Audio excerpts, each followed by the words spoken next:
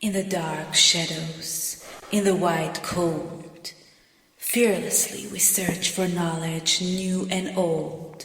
We drink the strong spirits and read the ancient tomes. The order of the Abracast. We are the brave and the bold. The curious history of Freemasonry has unfortunately been treated only by its panegyrists or calumeters, both equally mendacious. I do not wish to pry into the mysteries of the craft, but it would be interesting to know more of their history during this period when they were literally architects.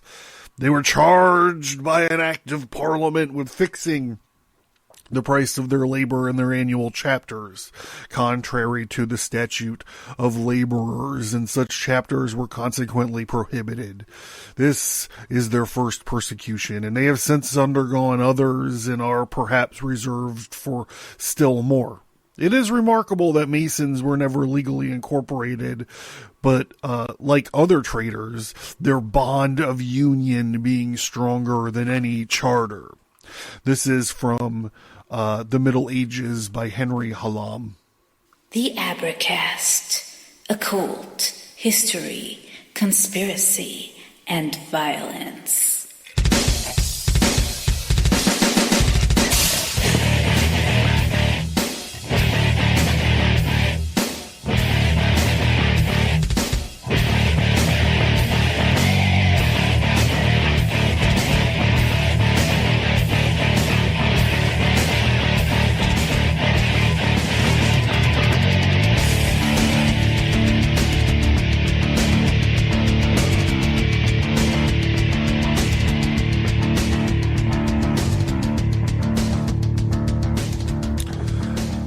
Welcome, everybody.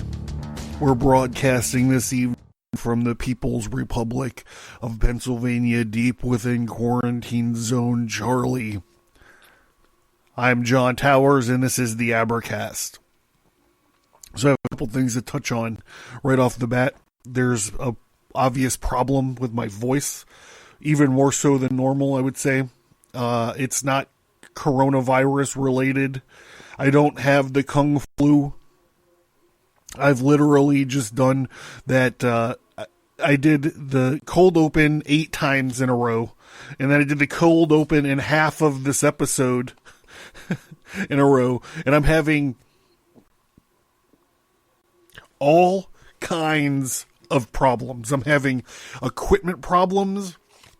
If you can hear in the background, I'm having environmental problems, aka I have quarantine, MTV quarantine rap radio blasting in my neighbor's house, and that's driving me crazy.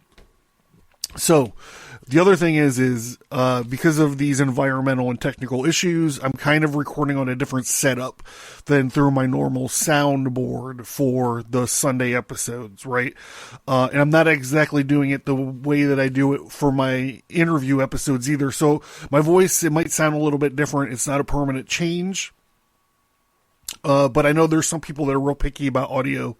So I thought I'd just put my dirty laundry out there right now. If you're one of those people that are worried about, audio quality, this might be different than you're used to. If you're worried about people swearing and saying the F word, this is probably not the podcast for you, okay? So fuck off. If you're worried about people reading and mispronouncing things, also skip a fucking head.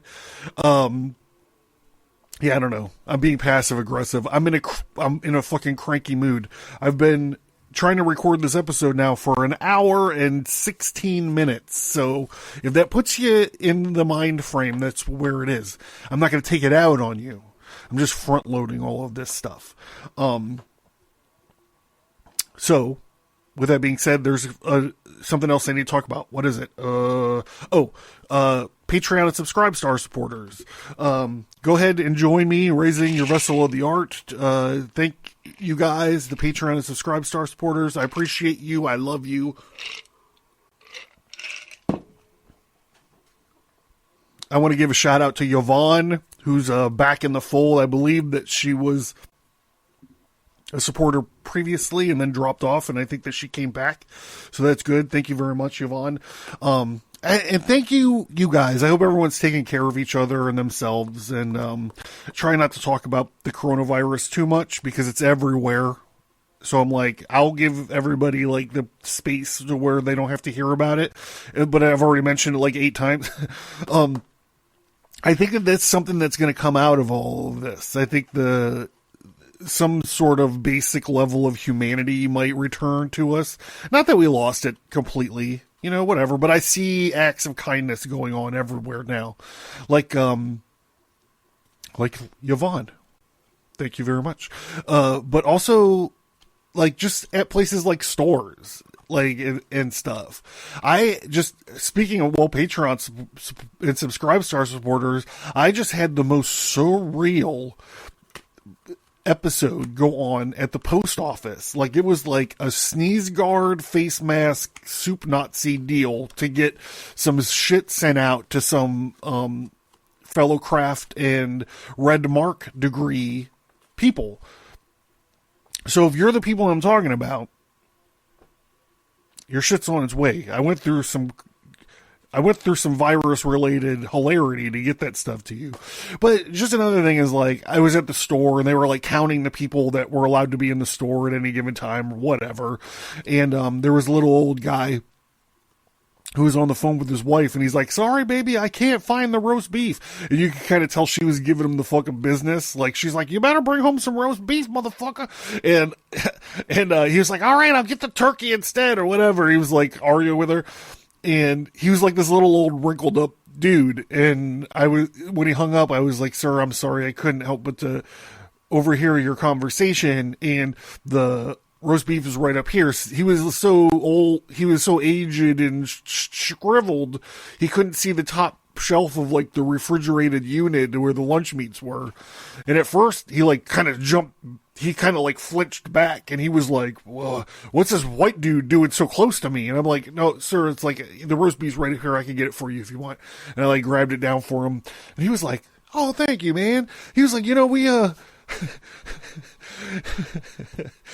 we had like this moment where we're like, we got to keep our wives happy, while they're locked in the house. This is not the time to run out of chocolate, we'll just say, or boxes of wine or roast beef or whatever, like,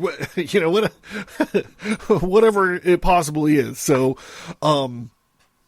geez, I've done this episode so many times already. I'm not sure if I've mentioned the featured book is The Builders by Joseph Fort Newton.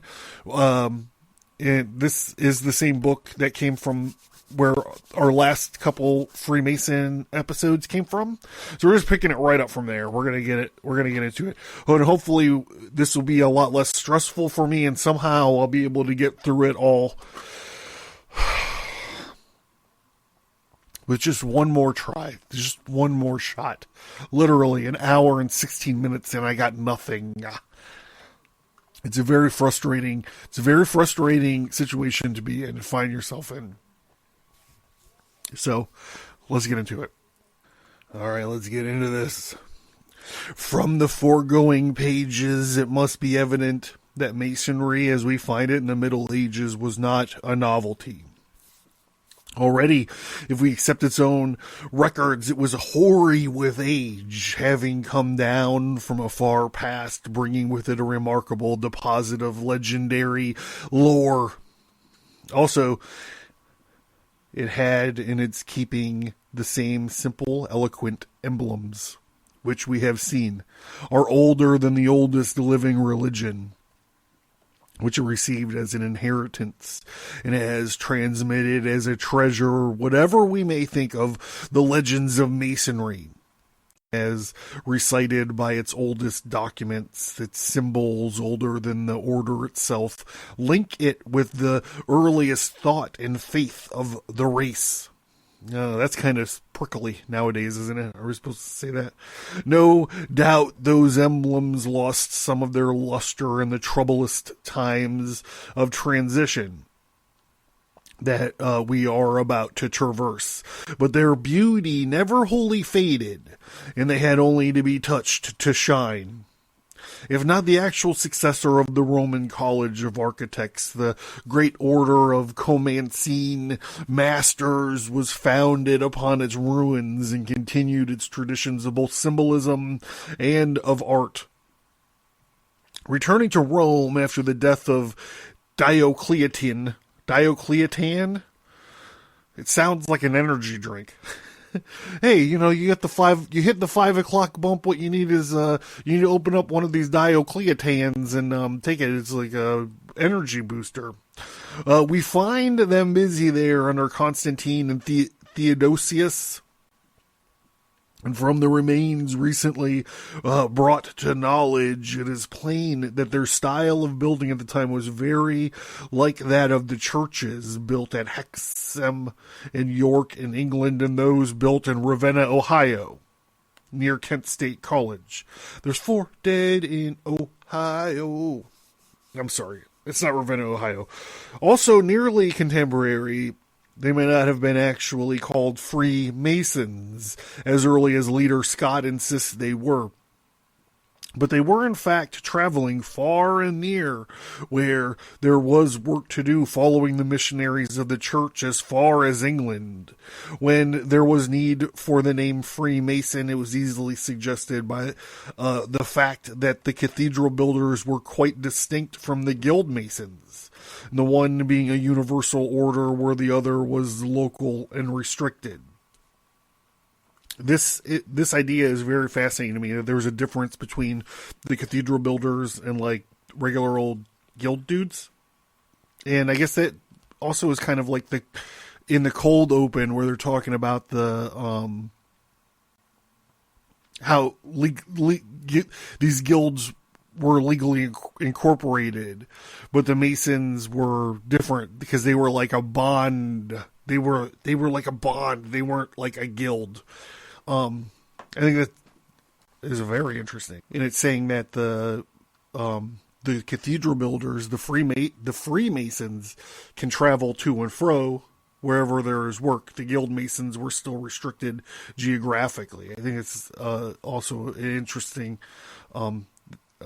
thing. Older than guild masonry, the order cathedral builders were more powerful, more artistic, and it may be added more religious. Well, they were building cathedrals, and it is from this order of masonry that the masons of today are descended. Since the story of the Freemasonic Masters, there is a 100% chance I'm not saying that correctly. Freemasonic Masters. However, I have committed to the bit, so you bought the ticket, you take the ride.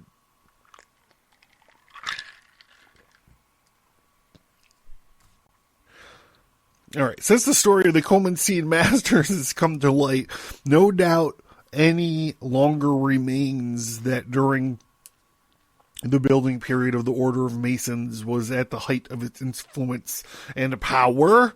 At that time, the building art stood above all other arts and made the other arts bow to it, commanding the service of the most brilliant intellects and the greatest artists of the age. And moreover, the symbols were wrought into stone long before they were written on parchment, if indeed they were ever recorded at all. Efforts have been made to rob those old masters of their honor as the designers of the cathedrals, but it is in vain. Their monuments are enduring and still tell the story of their genius and their art, and high upon the cathedrals they left their cartoons in stone, of which Findle gives a list portraying with searching satire abuses current in the church. Such figures and devices would not be tolerated but for the strength of the order, and not even then had the church known what they had meant to these adepts. So I'm going to take a second to address this because it draws you out of the text when we run across this word cartoons.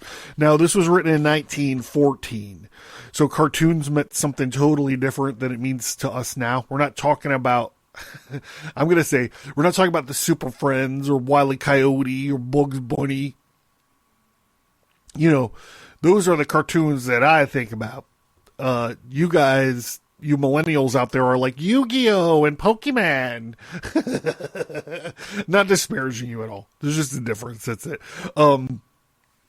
But that's where we get the word cartoon, is from these cartoons that these Renaissance and medieval artisans would use. Sometimes it's just like a sketch. It's kind of like a sketch out of what you think you might be able to get wrought out of the stone, or it's also like a sketch or a study for what you're going to use for a painting. Now listen, this is like 6 years of art history talking to you right now. I know I'm far from like a PhD in art history, but I do know enough about it to talk a little bit about cartoons.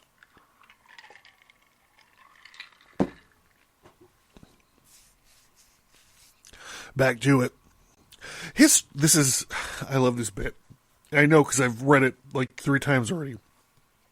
History is like a mirage. It lifts only parts of the past into view, leaving much that we should like to know in oblivion. At this distance in the Middle Ages were an aspect of smooth uniformity of faith and opinion.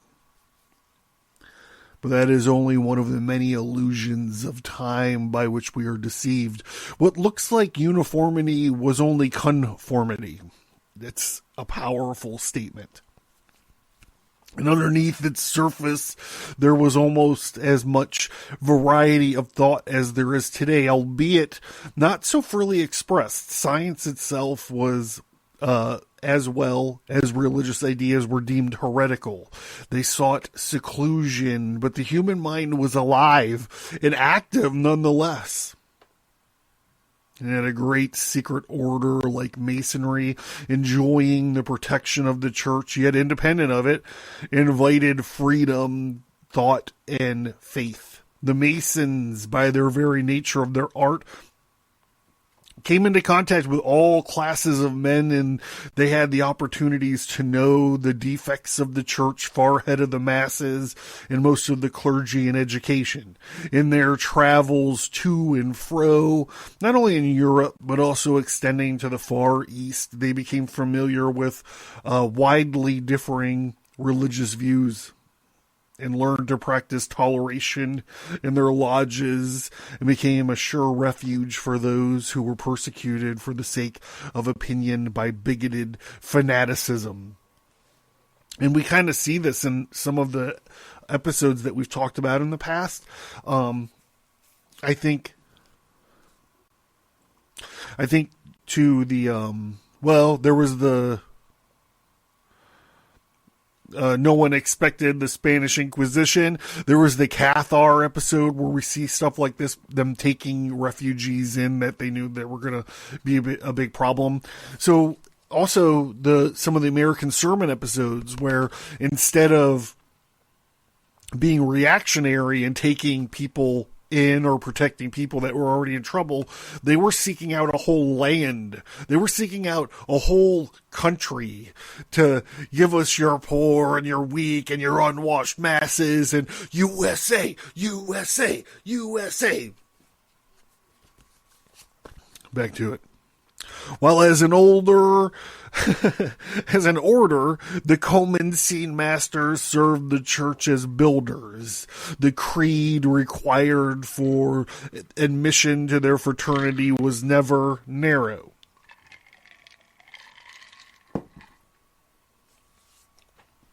And as we shall see, it became every year broader, unless the fact was kept in mind the influence of the church upon Masonry, which no one seeks to minify, may easily be exaggerated. But not until cathedral building began to decline by reason of the impoverishment of the nations by long wars, the dissolution of the monasteries, the advent of Puritanism, did the church greatly influence the order. and not even then to the extent of diverting it from its original and unique mission. Other influences were at work. Betimes, I don't know what that means. Betimes, that just means at the time. Such as the persecution of the Knights Templar, which we are also talking about. Well, we're not talking about the persecution yet, but we are talking about the Second Crusade, which is kind of where they show up. So stay tuned. And the tragic martyrdom of de Molay. Jacques, he was the Grand Master of the Knights Templar when they got hammered. Jacques de Molay. There's actually this very interesting theory about Jacques de Molay that he's actually the face on the Shroud of Turin. And there's this whole line of thought that, like, that's where we get the idea of what a Jesus looks like, is because of the Shroud of Turin. So whenever we see, like, iconography of Jesus, we're actually looking at what Jacques de Molay looked like. I thought that was I think it's fascinating. There's a whole book about it. Maybe I'll dig it up. I should do, like, a whole thing with it. Maybe I can get the authors on. Anyhow, making themselves felt, and Masonry began to be suspected of harboring what? Heresy. So tangled were the tendencies of that period that they were not easily followed. But the fact, heresies. This is another thing. People like this, bringing in the Cathars. Did I mention that? You know, you have this thing with the Cathars hiding out in this castle and just getting massacred, and everybody else being like, no, we're going to stay with the Cathars because you're the ones that are bullshit. There's this whole thing about some people think of the Crusades and they think it's just like marching into like the Middle East or Jerusalem and just fighting there. But as we're about to see in the second Crusades episodes, that they went everywhere. These German the Teutonic Order of Knights went to the Balkans to kill pagans up there as part of the second Crusade. And knights from France marched into southern France in the Languedoc to crusade against people that were technically Christians. Like, it's crazy. I mean, it's crazy. You know, never leave a good, no truer words would be said by Rahm Emanuel, Clinton and Obama staffer. Never let a good crisis go to waste. Think about the trillions of taxpayer dollars we're just paying for whatever was just crammed into the bullshit stimulus. Anyhow, I'm not getting political. We're going to get back into this right now.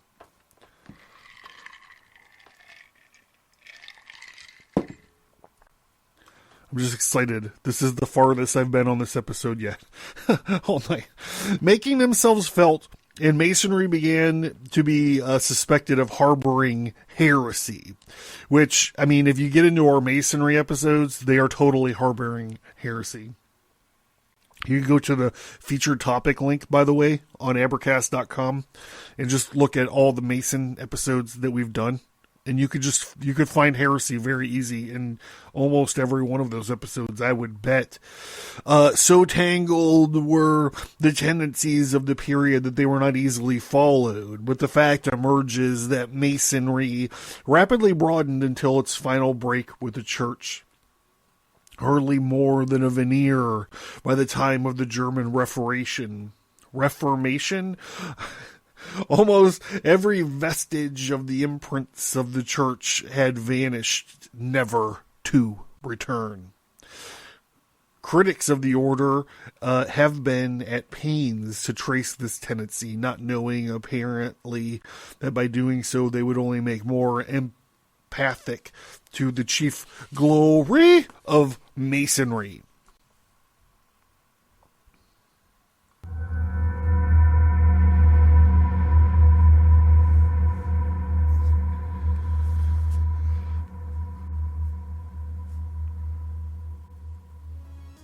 Do you enjoy the strange, bizarre, and unknown? Bigfoot, ghosts, and aliens? I'm Erica. And I'm Liana, and we're the Night Geist Podcast. That's Night, G-E-I-S-T, one word, think poltergeist. We bring you the lighter side of horror weekly by asking the questions no one else asks, like, is Mothman just lonely? Do aliens run if you throw rocks at them? Is Bigfoot just a small guy with oddly large feet? Can you actually befriend a ghost? We cover it all, including weekly weird news. We are on Apple Podcasts, Google Podcasts, Stitcher, Spotify, and everywhere else podcasts are heard. You can also find us on Patreon for additional content. We're Night Geist. We'll pour a glass of wine and wait for you. Cheers! Learn more at abracast.com. Get bonus content by signing up for the mailing list. Get all that, plus many exclusive episodes by supporting the show at patreon.com or subscribestar.com.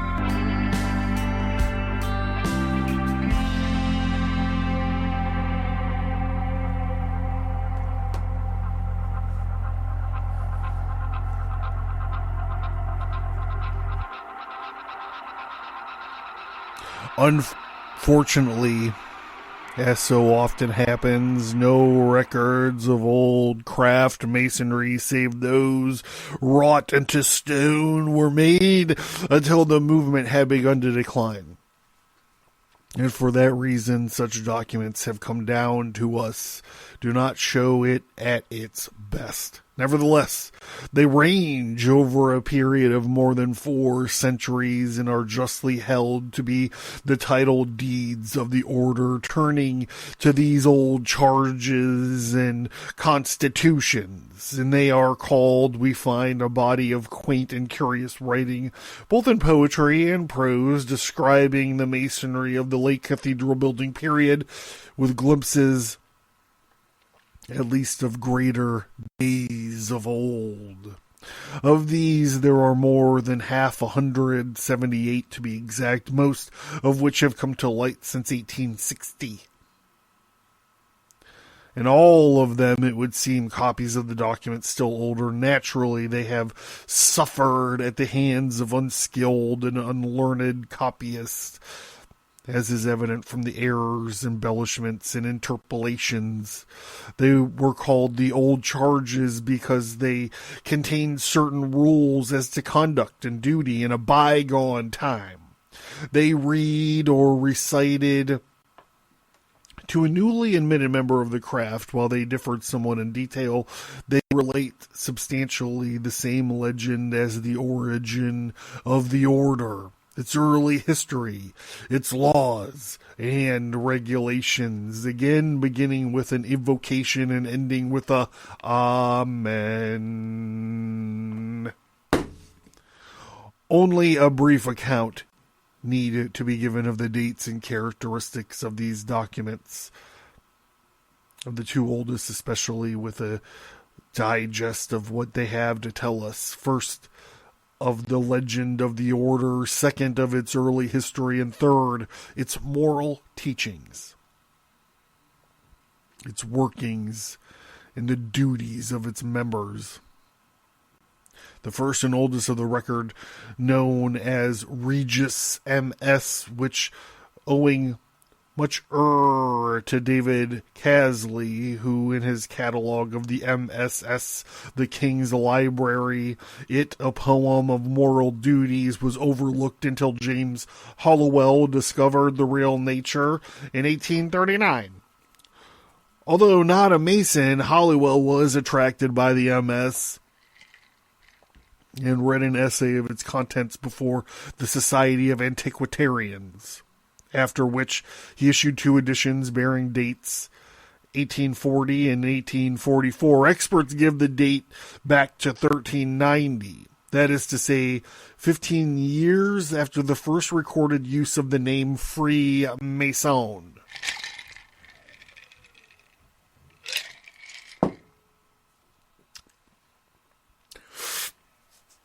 The History of the Company of Masons of the City of London, 1375.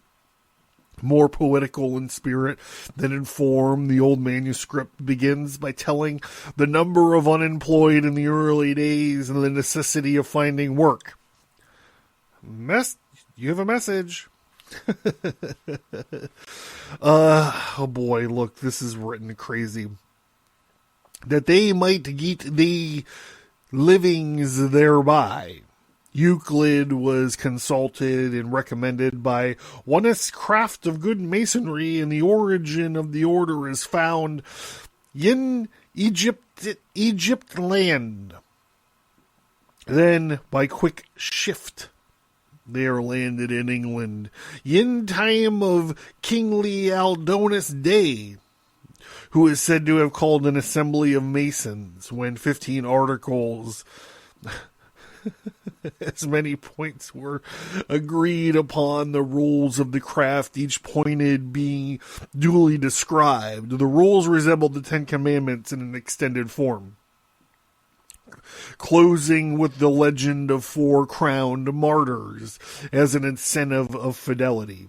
Then the writer takes up the question of origins, going back to the time and the days of Noah and the flood, and mentioning the Tower of Babylon and the great skills of Euclid, who is said to have commenced the Sins 7.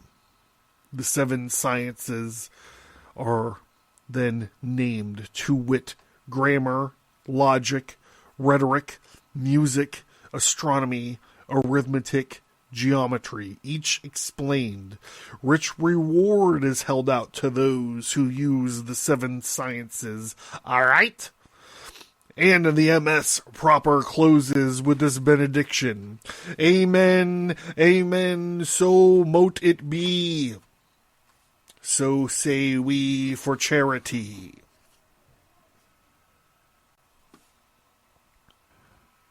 There follows a kind of appendix, evidently added by a priest, consisting of 100 lines, in which pious exhortations is mixed with instructions in etiquette, such as lads and even men unaccustomed to polite society and corrected deportment would need. These lines were in great part extracted from instructions of parish priests by Merck, manual in use at the time.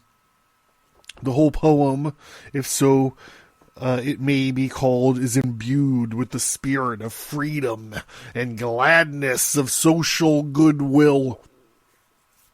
So much that both Gold and Albert Pike think it points to the existence of symbolic masonry at the date of which it speaks, and it may have been recited or sung by some club commemorating the science but not practicing the art of masonry.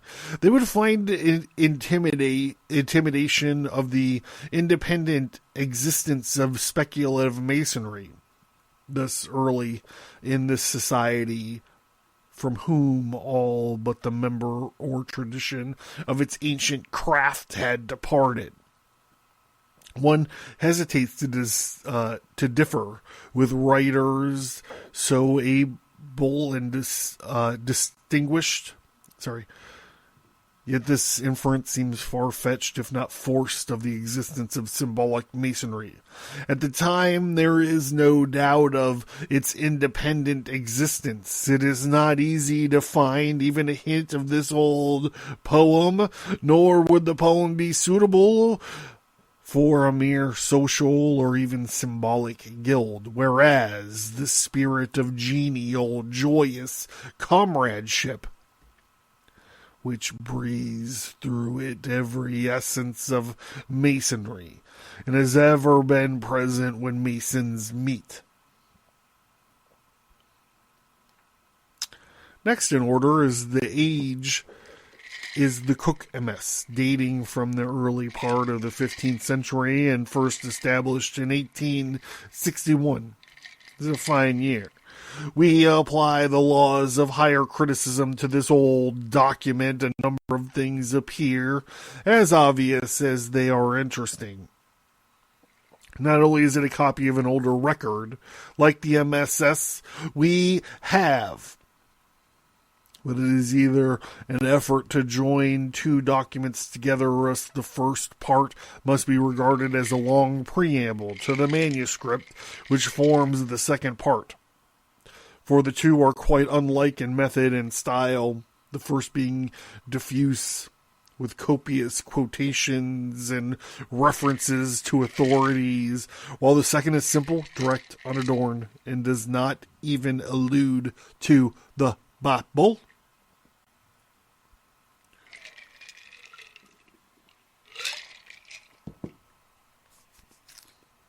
Also, it is evident to the compiler himself, a Mason, is trying to harmonize two traditions as to the origin of the order, one tracing it through Egypt and the other through the Hebrews. It is hard to tell which tradition he most favors, hence a duplication of traditional history, an odd mixture of names and dates, often indeed absurd. When he makes Euclid a pupil of Abraham. What is clear is that having found an old... So what he's talking about here is there's a tradition where you're not really... It's just like how Hermes Trismegistus wrote a bunch of grimoires and all this other kind of stuff. You just take two figures in mythology in this case, or history in this case, and you just link them together and you're like, okay, well, this is it. And it's not really like a thing of trying to fool people, I don't think. I think it's a way of connecting two ideas, or connecting two like-minded people into making one thing. It's hard to tell because nowadays, everyone that writes anything wants credit for it. I don't think that was the case back then. I think the message was a lot more important than who wrote it, which is why you have so much shit written by Hermes Trismegistus. When these dudes were writing these old texts and all this stuff, they were theoretically writing them under the name of their teacher, or their master, or whatever. Who's the master? This is their Leroy their Leroy Brown. They're yes, I'm the master, but they give the glory to their teacher by writing these beautiful things and saying no, my teacher, or even my teacher's teacher wrote these. You find this places. Back to it. What is clear is that having found an old constitution of the craft, he thought to write a kind of commentary upon it, adding proofs and illustrations of his own, although he did not manage his materials very successfully. After his invocation, the writer began with a list of the 7 sciences, giving quaint definitions to each, but in a different order than recited in the Regius poem. He exalts geometry above the rest as the first cause and foundation of all the crafts and sciences. Then he follows a brief sketch of the sons of Lamech, which we know them. We've been all through Genesis, every which way. Much as we find in the book of Genesis, which is like the old MS here we are studying, was compiled from the 2 older records, the one tracing the descent from Cain and the other from Seth. Jubal, we are told, inscribed their knowledge of science and handicraft into these 2 pillars, which I was just talking about in another episode. One of marble and the other of latrese. I guess that's wood. I don't know. And after the flood, one of the pillars was found by Hermes and the other by Protagoras, who taught the science found written thereon. Other MSs give Euclid the part here assigned to Hermes. Surely this is all fantastic enough, but the blending of the names of Hermes to the father of wisdom is so supreme a figure in the Egyptian mysteries, and Pythagoras, who used numbers as spiritual emblems with the old history, is significant. At any rate, by this route, the record reaches Egypt, where, like the Regis poem, it locates the origin of Freemasonry and thus ascribing the origin of geometry to the Egyptians. The writer was but following a tradition that the Egyptians were compelled to invent in order to restore the landmarks effaced by the inundations of the Nile, a tradition confirmed by modern research. Well, if modern research says that, it must be true.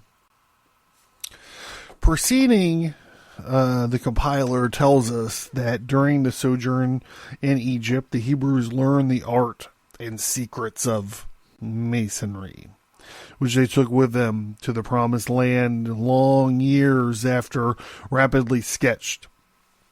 And we come to the days of David, who were said to love the Masons well, and have given them wages nearly as they are now. There is but a meager reference to the building of the Temple of Solomon, which is added in other chronicles in the old books of Masonry.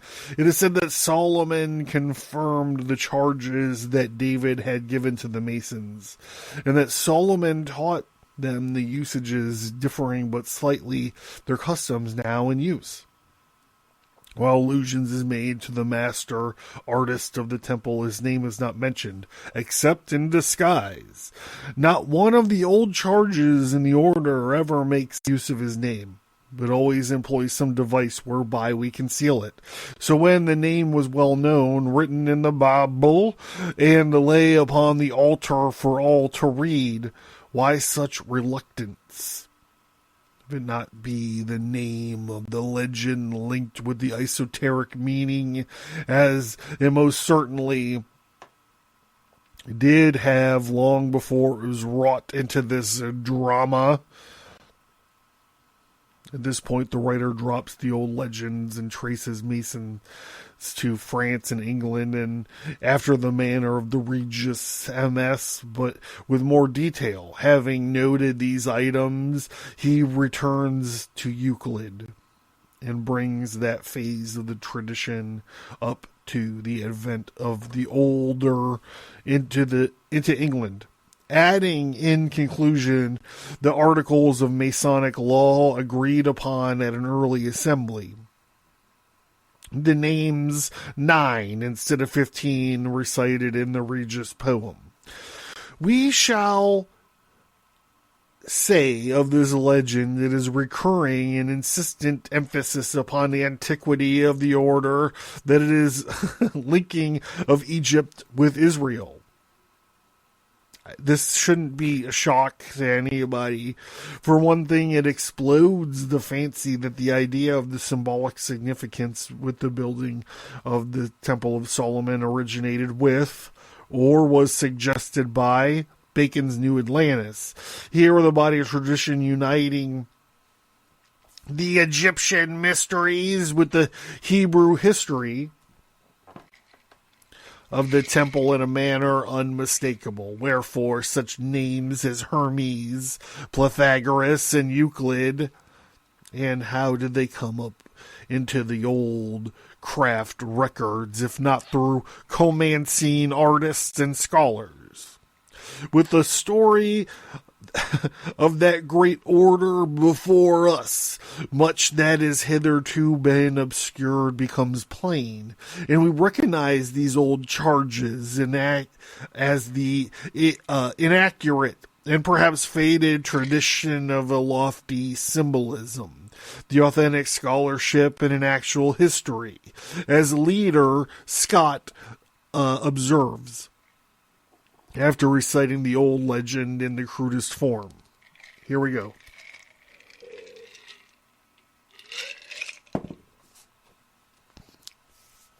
The significant point is that these names and Masonic emblems point to something real, which existed in some long past time, and as regarded the organization and nomenclature, we find the whole thing in is vital, in actual working form in the Comensing Guild.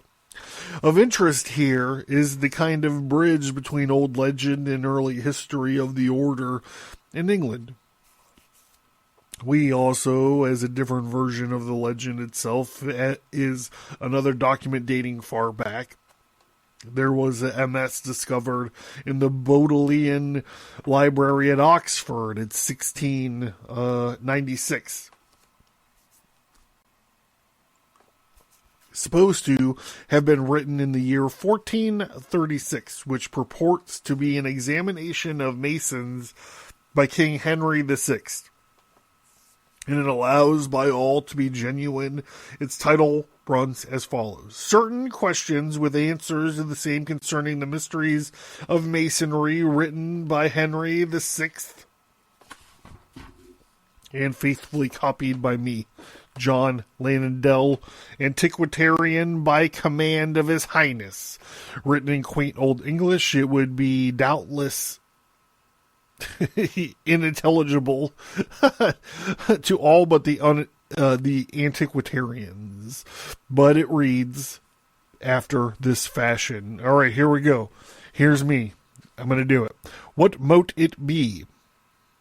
It is the knowledge of nature and the power of its various operations, particularly the skills of reckoning of weights and measures and constructing buildings and dwellings of all kinds, the true manner of forming all things for the use of man.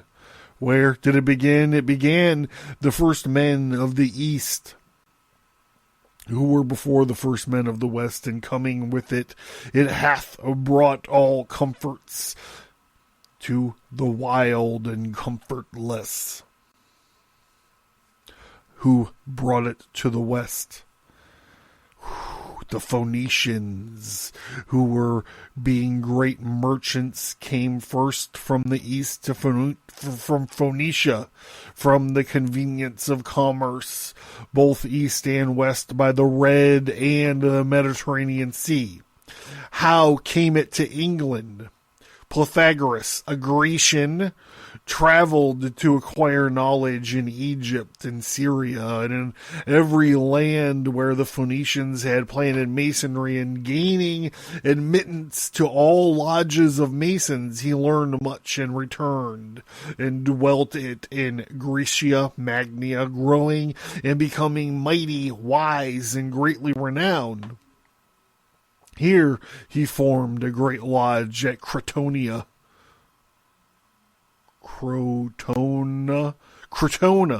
and made many masons, some of whom traveled to France, and there made many more, from whence it, in process of time, the art passed to England.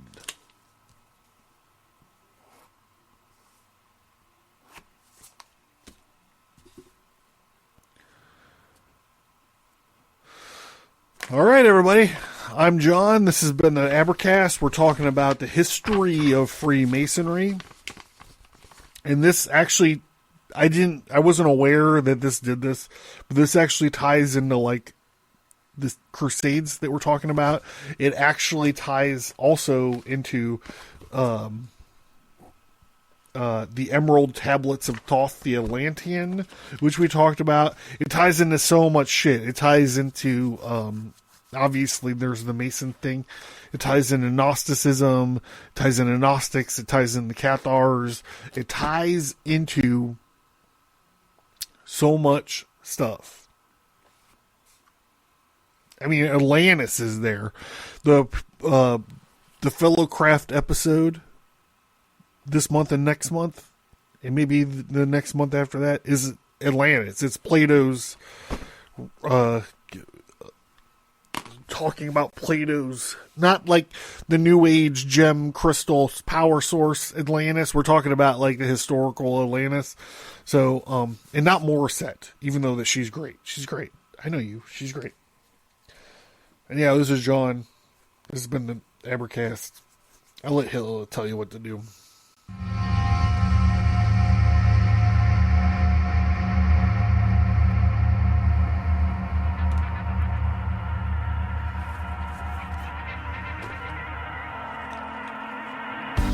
Thank you for listening to this episode. Send an email or visit us on social media to let us know what you think about this topic. And please remember to leave a 5-star rate and review.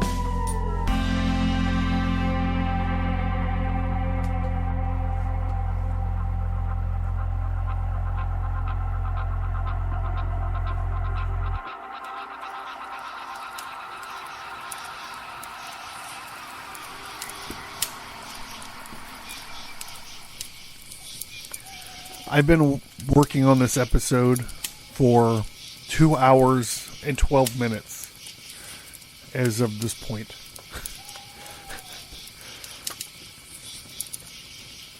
Hey, did you learn something? Did you laugh? Supporting me is a way for you to be a part of the Abercast and ensure its growth and sustainability. It also means I can create a normal schedule for shows and bonus shows, as well as the exclusive Fellowcraft episodes. By supporting the show, you are not only a listener, but you are a part of the show. You supporting the show gives me a way to offer fun rewards as a thank you for showing your appreciation and support for our projects. Do you have an idea for a reward that you don't see? Let me know. My supporters are my partners. I currently pay for you to listen to the Abercast. Not only do I pay the hosting bills out of my own pocket, I volunteer my time and talent to each and every episode of the Abercast. The price of books, the time and resources of reading and researching, the massive amounts of gin and tonic needed, the equipment it takes to record the shows, the time and resources it takes to create the bonus material, and the cost to maintain the internet presence. Is it worth your support? I don't know. I'm proud of the Abercast, and I feel like I'm improving all the time. In addition to creating the show that you dig and that you are excited about, I also have a full-time commitment and other obligations. So why financial support? All of the supporters help me focus my time on the quality and development of the podcast. And what if you can't afford, $1 or $3 or $10 or whatever a month? Believe me, I get that. There are many degrees of support, but if you can't support the show financially, please consider leaving a 5-star rate and review on your preferred podcast app. And don't forget that you could sign into the mailing list and still unlock a lot of bonus content. Thank you. I cannot put into words how much it means to me that you listen to the show each time I post a new episode. Your feedback, support, and love of the stories that we talk about here is what keeps me going.